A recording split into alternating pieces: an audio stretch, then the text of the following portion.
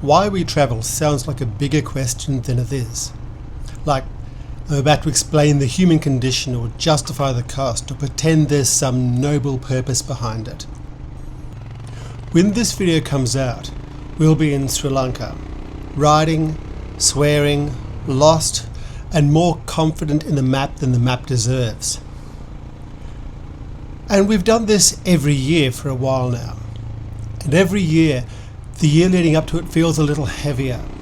Not in a dramatic way, just denser. More noise, more obligations, more little admin tasks that multiply like trolls in a comment section. More reasons to stay put. And every year, travel starts to look like less of a luxury and more like the first deep breath in a very long time. It feels like running towards a version of life that makes more sense. There's a line, Bruce Chatwin said it, about humans not being meant to stay still for too long. That restlessness being normal, ancient, wired into our humanity. I get that. Humans are nomadic. At home, you start living inside routines that aren't bad, they're just tight. Like a collar you didn't notice tightening because you did it one notch at a time. Your world shrinks without you realizing it. The same streets, the same conversations, the same headlines, and you start confusing familiar with true. Travel breaks that spell, because on the road, your brain doesn't get to coast. Everything's unfamiliar.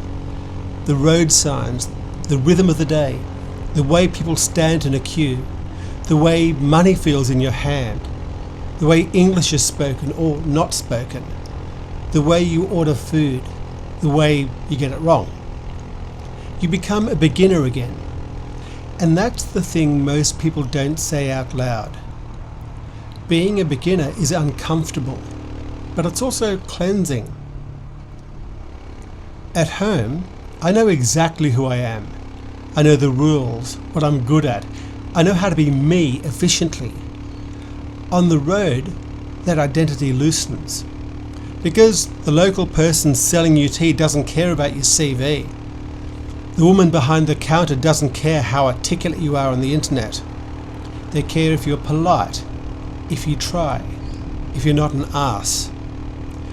And when you're riding through a place you don't understand yet, you're forced into something I actually miss at home. Presence.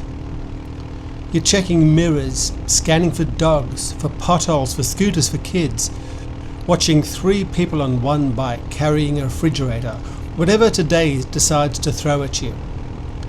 And you realize your mind can't run the usual background programs because the defining moment is demanding. And weirdly, that demand feels like relief. It's a relief to be needed here, not everywhere. At home, life feels distracted. Bills, emails, paperwork, planning, saving, scheduling, fixing, optimizing. And if you're not careful, you end up living like a brain in a bottle, a vehicle solely for administration. On the road, everything becomes physical again. Heat, rain, hunger, thirst, fatigue, noise, smells. And you remember, you're not that brain in the bottle. You're an animal. A slightly anxious animal in expensive gear, sure, but still an animal. And there's another part of it. Travel reminds me that the world is big. At home, everything is about you. Your annoyance, your problems, your little grievances that feel enormous because they're on repeat. And then you land in a place where people are busy living lives that have nothing to do with your narrative. And something in you unclenches. Not because your problems vanish, but because they return to the proper size. And sometimes you get these moments, tiny, ordinary moments, that hit harder than any life-changing experience. Like pulling up somewhere for fuel and there's a kid staring at you, gear and bike, and you realise you're both thinking the same thing. Wow, you live like that. And those moments don't resolve into a motivational quote, they just recalibrate you. They remind you that your way of living is one way, not the way.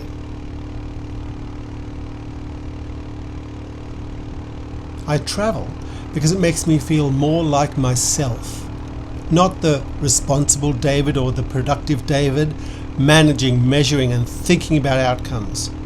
The David who notices things, who can sit on a bike and watch the light change on a hillside and feel, for a moment, completely uninterested in being anywhere else.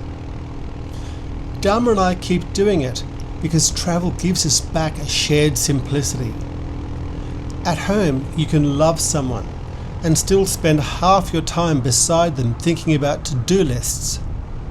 On the road, you're in the same weather, solving the same small problems, laughing at the same absurdities. You're making decisions together that matter immediately. Where to stop, what to eat, which road to take, whether that looks like rain or just dramatic sky. And it makes us feel like a team, not two people running parallel lives under the same roof. I travel because it interrupts the trance of routine, of identity, of thinking your world is the world. I travel because it wakes me up. Because being awake, properly awake, is rare and worth chasing.